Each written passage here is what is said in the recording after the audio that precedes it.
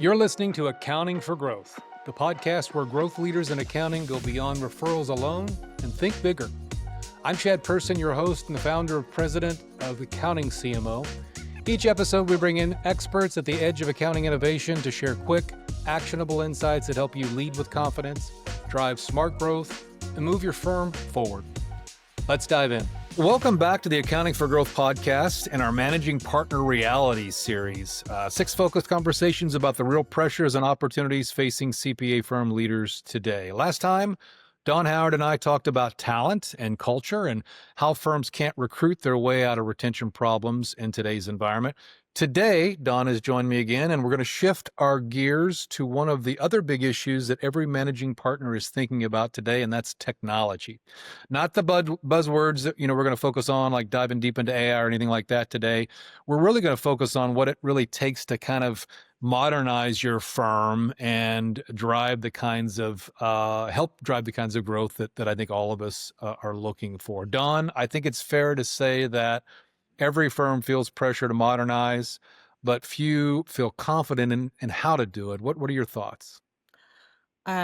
Resounding yes. And I think part of the challenge there is the just vast number of options. And it's easy to be drawn into the shiny new toy. While I was getting ready for this podcast, a study jumped up, a recent study from this year that mentioned that 97% of accounting firms admit that their technology that they currently have, they're not using efficiently. Sure. And that's a little bit frightening, but also a ton of upsell then from how you can improve from there. And so certainly a lot of options for people. I think where a managing partner, his or her team, where they can benefit as they go into this is building a roadmap and a technology roadmap, purely calling it that and saying, what the heck are we trying to accomplish before we make this buy, before we go down this path? Yeah, 100%. Like, I think having a roadmap makes all the difference in the world. And what it does, Don, is it connects you to the upsides, right, of this investment. Because make no mistake, there are clear positive impacts that modernization will have, not only on your work product and your clients, but unbelievably as well on your staff, right? Oh, And one of the notes that you brought up that study. I mean, one of the notes that I saw recently was that inside of most accounting firms, less than 25% of the administrative processes are currently automated. And so, again, I know in some larger firms, perhaps they're further down the road, but there's a lot of CPA firms out there I work with day in and day out that are still following kind of the same old manual processes that they always have. And there's just a real opportunity, plenty of upside out there for those firms, right? yeah. And honestly, Chad, I think we make it more difficult than it needs to be. I think there's an element of getting as many of the players in a room together, and I would and listening, Yeah. right? Like Yeah. what are we trying to get accomplished and by when? And if it's in waves of doing it just from an expense perspective or training, Yeah. that was another statistic that I read that and I'll just read it verbatim. Sure. 33% of firms report staff training as a barrier to technology adaptation. That's a third, right? And so Right. what that tells me to some extent is there wasn't a solid enough plan on the front end, not throwing rocks at people. We all get busy. Sure. But if on the back end you're saying, oh my gosh, now I got to train all these people on it,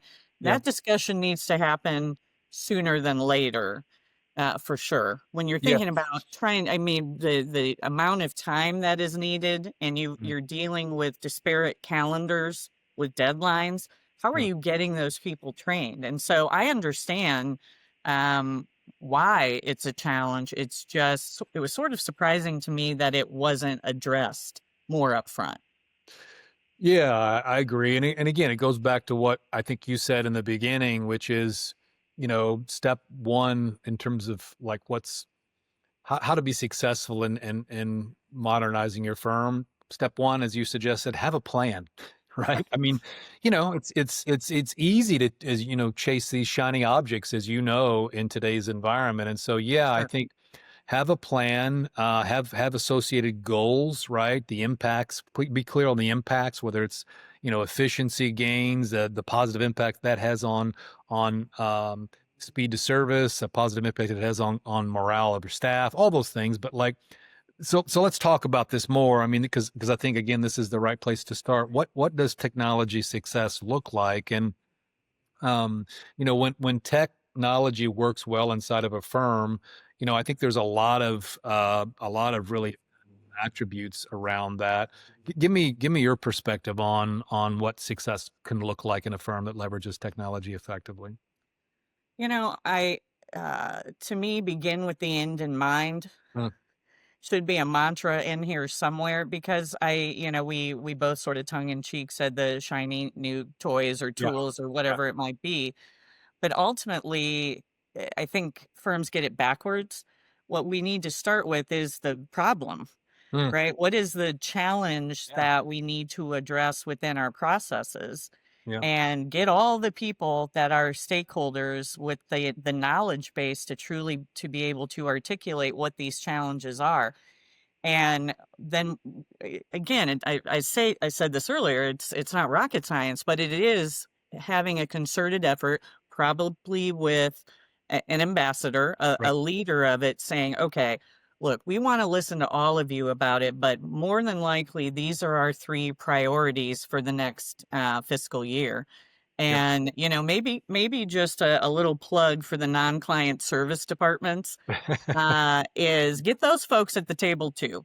because if you and the rationale there is, if you're going to make this investment, why not have it be the depth and breadth of Yep. Yeah. what the capabilities of this tool might be. And I absolutely can tell you, I've been involved where marketing, near and dear to my heart, has been left out, Right. and not until later in the process were they brought in. So Yeah. keeping an idea, this will just help ROI. Sure. The more departments that can fire on all cylinders, have some synergies across the board, I Yep. can't think of a downside. Yeah, 100% agree, and bring the right people to the table. And as you said, this really is about driving. It's about creating better processes, right? I mean, it's one of those things where, hey, just a brand new tool or piece of technology, it really amplifies your existing processes, whether they're good or bad. So I think Right. many firms will make an investment in a particular piece of a tool or software, and then they'll replicate the old workflows inside of those new tools, and that just creates frustration on steroids and zero ROI, right? So Right. again, being really clear on what problems you're trying to solve, what gains you're trying to make, and that's key. And then, we've kind of touched around it, but like, yeah, I mean, map current versus future state, right? What are we trying to, to what do we want to disappear as a result of investment and modernization? What do we want now to be further delegated and take off maybe some of the partners' plates, et cetera? Like what can we, what friction points in the client experience, in the staff journey? What are we trying to again drive improvements in, reduce stress, et cetera? And I Yeah. think that's always a great place to start. Chad, you mentioned client briefly there. There is maybe a hidden or invisible element of client retention Mm, wrapped into this as well, for sure. because it goes back to when your client service team is out and about talking to clients, and they being the client, they're seeing the frustrations of the technology piece. Well, Yeah. whether or not an employee is actually truly verbalizing it, body language is key, of course. And that will start to, I think, put a little bit of a moment in a client's mind, which we Yep. don't want Yep. at all. So again, I think it goes back to what are you trying to accomplish by when, Right. what at each level, what does that mean to that person? So for a senior one, whatever that level might be, I think it's different across the board. Um, So really, I go back to the communication and the why you're mm, trying to do this. But again, bringing in more voices at the table, not just your partner group. The people that are really rolling up their sleeves, getting their hands dirty, frankly, they're probably the first ones I want to talk to. yeah. Yeah, that's right. That's right. So great way to start this topic. I mean, again, to sum this one up, align your investments in technology with the firm's vision and capacity for growth, and make sure you're clear on all the opportunities to drive improvements, and not just in the processes that we use today, but ultimately drive improvements as a result of the investment in capacity, and Yeah, and improved realization, et cetera, et cetera. So let's move to change management. We've talked about culture the last time you and I were together, and certainly sure. change management is an important aspect of culture. Technology, right? Without culture, change, it doesn't stick. We right, and Right. so what? Give me some. You mentioned earlier in our episode about how firms struggle with adoption and et cetera. So talk to me about change management as it relates to technology investments. Well, I'm a big believer in you get everybody in the boat. Mm, And everybody might be a stretch, certainly as you're looking at numbers. But I again, and maybe I lean too heavily on this from a communication perspective, but people don't like to be told to, but know why. I think, and I certainly have been on the receiving end of this. I have embraced the technology and the change management aspect. Nobody likes it. right. Right, and, certainly in my case, at my most recent firm, there were a lot of M&A activity, and from the perspective of trying to say, "Okay, well, who's using that one?" And Right. then kind of Yeah. bringing those together as well, and so the change management, and I am beating this horse for sure, is, the communication aspect of it. Mm, And the believability, my hope is that managing partners and the executive team are going into this all on the same page because it will become very obvious very quickly if not. And then the change management aspect, it will be pushing a boulder up a hill. yeah. Yeah. Yeah, for sure. I mean, we just talked about the importance of having a plan, making sure that these investments are aligned with our growth strategy and investment in people, process, technology. Uh-huh. Once you have that plan, as you just said, I mean, communicate it, right? I mean, communicate the benefits in human terms, time saved, stress reduced, et cetera. And I think that goes a long way. And then once that's communicated, I think, we can appreciate that it's easier to identify champions, in each Mhm. department, and to lead, the training that is necessary, et cetera. So yeah, I think really communicating clearly those benefits will have a big impact on a firm's ability to make that change successfully. Yeah, and I go back to a term I used earlier, which is the ambassadors. Hmm, uh, you know, find your helpers on this. And because there are people who just naturally align themselves with technology and they're interested in it. And so I suggest that you leverage that enthusiasm and knowledge base and um, their ability, these ambassadors, to kind of rally support. right, right. I am sure when I was thinking about starting my career after college, I didn't think about that aspect of it. Of oh, there are things that are going to be done at these organizations that maybe not everybody's going to like. That was a little bit of a surprise to Yeah, me. yeah, Um, but as time goes on, and you're looking at these investments and you're expecting that your employee team is leveraging these investments, I think getting some of these key players at the table with you Yeah. I made the comparison of get people in the boat with you because if the boat Sure. goes down, you want everybody trying to pull on the oars in the same direction at some point. So Right. yeah, I go back to the communication, the consistency of the efforts, getting people in the boat with you, having those ambassadors who understand and can articulate the benefits. Yeah. Um, I think that will make people more successful in getting these things implemented. Yeah, makes sense. Again, so we started with have a plan, right? Have a clear roadmap to that aligns with vision and growth, and then communicate it, right? Find those ambassadors, as you call them, and bring them in and help spread that and manage that change piece. Get people in the boat, right? And then Yeah, so let's shift to kind of this topic of like, okay, now that we've got that in motion, let's talk about ROI and kind of the bottom line here. I think a lot of managing partners, hopefully listening today, would want some perspective on what does strategic ROI look like from a KPI perspective, but sure. even beyond that, from a leadership and a perspective impact on clients, people. What are your some of your initial thoughts on that? I would envision and have seen that managing partners, it's the R word, realization, Mm, right? Like what is this going to impact? Same thing for utilization.